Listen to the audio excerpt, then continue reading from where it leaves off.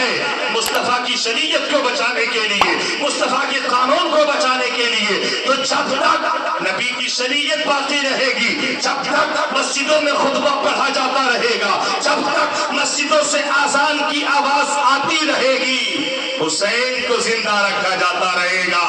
تبھی تو ڈاکٹر اقبال نے کہا تھا علی کا زیب و زین زندہ ہے، فاطمہ کا چین زندہ ہے، اور نہ پوچھ وقت کے ان بے زباں کتابوں سے، سنو اذان تو سمجھو حسین زندہ ہے۔ کیا بات ہے، سبحان اللہ۔ سنو اذان تو سمجھو حسین زندہ ہے، سنو اذان تو سمجھو حسین زندہ ہے۔ آئیں اپنے ذہن کو قریب کریں، میں آپ کو حسین کی ولادت، پھر حسین کی بچپن 2 منٹ سے 10 منٹ کے اندر، پھر اس کے بعد انشاءاللہ العزیز میں آپ کو کربلا لے کے چلوں گا۔ توجہ ادھر ہے، سننے آپ ذرا ایک بار ہاتھوں کو اٹھائیں، بولے یا حسین۔ بس اگر ہاتھ کا اشارہ ہو جائے آپ بول کر کے سنیں، مائک اگرچہ ساتھ نہیں دے رہا ہے مگر آپ ہمارا ساتھ دیں، انشاءاللہ العزیز میں آپ کو سنا کر کے جاؤں گا داستان کربلا، کیونکہ کون کر سکتا ہے بیان کربلا، منفرد ہے داستان کربلا، کوئی جا کر پوچھ لے پیاسی سکینہ سے جناب کیسا تھا وہ امتحان کربلا۔ توجہ ادھر رہے آپ کی، حسین کی ولادت کے حوالے سے میں آپ کو بتاؤں، میرے آقا علیہ الصلوۃ والتسلیم کی چچی جان حضرت ام الفضل ہے، نبی کونین کی بارگاہ میں تشریف لاتی ہے، عرض کرتی حبیبی یا رسول اللہ میں نے ایک بڑا بھیانک خواب دیکھا ہے آقا، میں نے ایک بڑا ڈراؤنا خواب دیکھا ہے آقا۔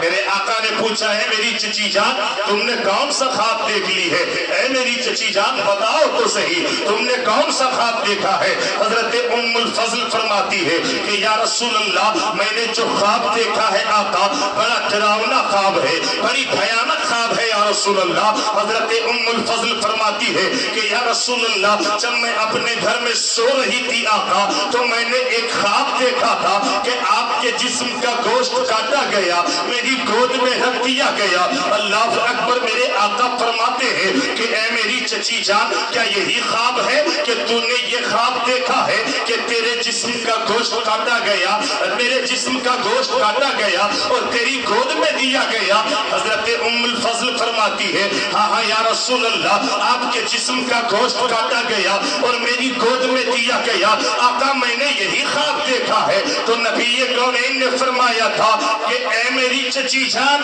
اس خواب کی تعبیر یہ ہے کہ میری بیٹی فاطمہ کے یہاں بیٹا آنے والا ہے۔ سبحان اللہ۔ میری بیٹی فاطمہ کے یہاں بیٹا آنے والا ہے، اور اے میری چچی جان وہ بیٹا سب سے پہلے تیری گود میں دیا جائے گا۔ سبحان اللہ۔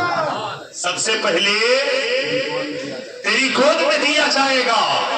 اب حضرت ام الفضل ہے، انتظار کر رہی ہے کہ کب وہ لمحہ آئے، کب وہ وقت آئے۔ ایک دن میرے آقا مسجد نبوی میں کچھ پریشان تھے، کبھی مسجد نبوی کے دائیں جاتے، کبھی بائیں آتے، کبھی میرے آقا ممبر کے قریب ہوتے، کبھی دروازے کے قریب آتے۔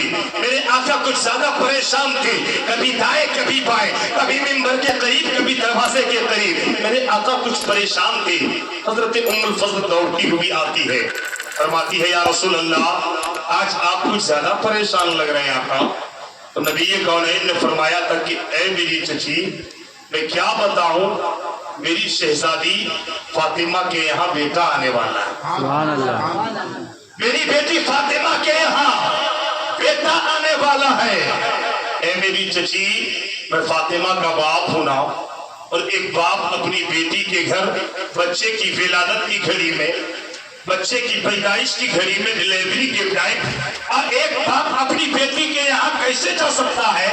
اے میری چچی جاؤ نا، جا کر کے دیکھو نا میری شہزادی فاطمہ کی طبیعت کیسی ہے، میری فاطمہ کی خیریت کیسی ہے۔ حضرت ام الفضل ہے، دوڑتی ہوئی حضرت فاطمہ کے دروازے پہ جاتی ہے، دروازے کو کھٹکھٹاتی ہے، اندر سے آواز آتی ہے کہاں؟ حضرت ام الفضل فرماتی ہے کہ اے میری بیٹی फातिमा दरवाजा खोलो, मैं तेरी दादी उम्मुल फजल हूँ। हजरत फातिमा दरवाजे को खोलने में थोड़ी ताखीर करती है, थोड़ी देर करती है। हजरत उम्मुल फजल फिर से आवाज देती है, बेटी दरवाजा जल्दी खोलो। हजरत फातिमा आती है, कुछ देर के बाद दरवाजा खोलती है, गोद में आका हुसैन है। हजरत उम्मुल फजल पूछती है कि ए बेटी ये बता, तुमने ये चांद सा खूबसूरत बेटा पाया कहां से, ये बेटा आया कहां से? तो हजरत फातिमा कहती है कि ए मेरी चची जान, मुझे तो कुछ भी पता नहीं है, बस आंखें बंद हुई, मैंने हल्का दर्द महसूस किया और अपनी गोद में बेटा हुसैन को पा लिया, मैंने बेटा हुसैन को पा लिया। अल्लाह अकबर। सिर्फ इतना ही नहीं, हजरत फातिमा फरमाती है कि ऐ मेरी चची जान, मैं नमाज असर पढ़ करके बैठी हुई थी, नमाज असर पढ़ के बैठी थी मगरिब के इंतजार में, मगरिब के इंतजार में, और इसी असर के बाद आका हुसैन की पैदाइश हुई। सुभान अल्लाह। आका हुसैन की पैदाइश हुई। और है मेरी चची जान, जब आप दरवाजा खटखटा रही थी ना, उस वक्त में नमाज मगरिब पढ़ रही थी। सुभान अल्लाह। वो जो इधर रहे, उस वक्त में नमाज मगरिब पढ़ रही थी। हुसैन की विलादत कब हुई? असर के बाद। इमाम हसन की भी पैदाइश असर के बाद। सुन रहे आप हज़रात, याद रखेंगे, भूलेंगे तो नहीं। हुसैन की पैदाइश असर के बाद, हसन की पैदाइश असर के बाद। असर के बाद। हजरत फातिमा